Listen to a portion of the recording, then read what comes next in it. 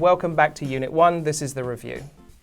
In time, it started to dawn on people that this was in fact no joke. The accusations of election rigging and fraud were meant seriously and taken seriously, despite the fact that there was no evidence for it and that courts repeatedly refused to investigate it.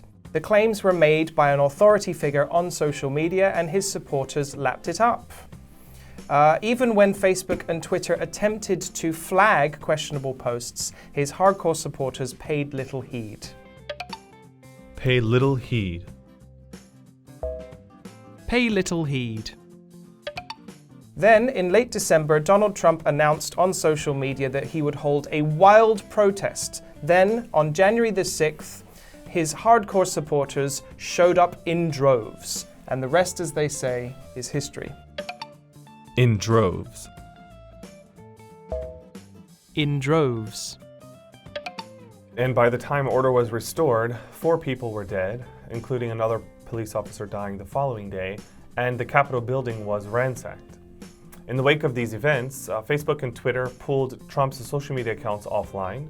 A third-party rising social media platform was also removed from all major application stores. Ransack. Ransack. Of course, Trump and his supporters were dissatisfied with this, and they continued to search for an alternative platform.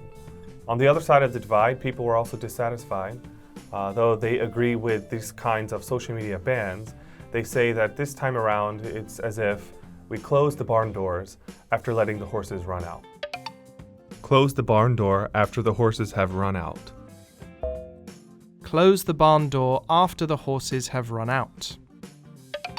When the internet first came around, people thought that it would be this wonderful thing, it would connect everybody, and it would open the world to new ideas, and that hasn't really happened. Some people think that it's made us more close-minded. We tend to stay in our own groups. We're not as interconnected as we thought we would be. What's your opinion on that?